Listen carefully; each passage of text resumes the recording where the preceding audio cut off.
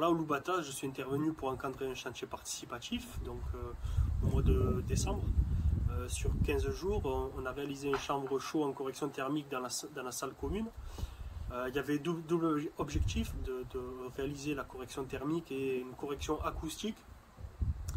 Donc on a appliqué ça sur 5 cm. Et donc là, on réintervient une seconde fois pour après un temps de séchage de 2 mois, pour appliquer un enduit de finition très fin, pour apporter vraiment de la clarté à l'intérieur de la salle commune et de la luminosité. Voilà, c'est une roche extraite et qui est ensuite brûlée à 900, environ 900, entre 900 et 1200 degrés. Ensuite, elle est éteinte avec de l'eau et c'est de là qu'on fait de la chaux aérienne et de la chaux naturelle, hydraulique. Alors il y a une empreinte, c'est sûr, il y a quand même pas mal d'énergie qui est utilisée. Après, c'est l'utilisation qu'on avait derrière. Voilà. En tout cas, c'est beaucoup moins consommatrice d'énergie que le ciment. Son utilisation en quantité est beaucoup moindre que le ciment, par comparaison. L'énergie employée est quasiment 2 fois moindre aussi que le ciment.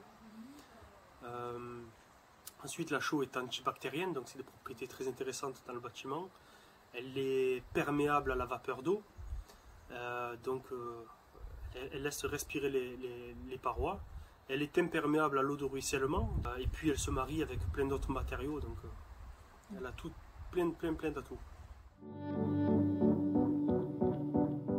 On peut faire toutes sortes d'enduits. Voilà, on part des enduits, ce qu'on appelle des enduits traditionnels, donc couche d'accroche, couche de corps et couche de finition avec de la chaux, naturelle bien sûr.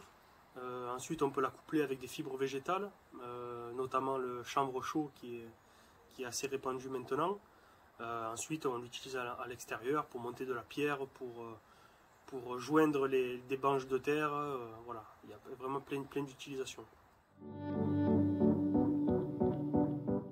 Bien sûr, on a de multiples exemples pour ça, notamment les îles grecques, où il y a une chaux très blanche, très pure, où ça apporte vraiment une touche contemporaine.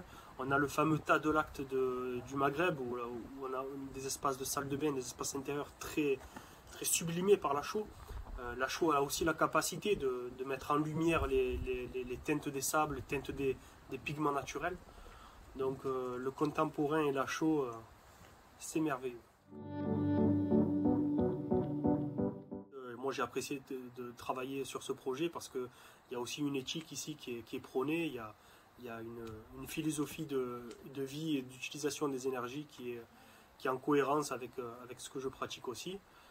Et ça a été un grand plaisir et puis à une prochaine peut-être.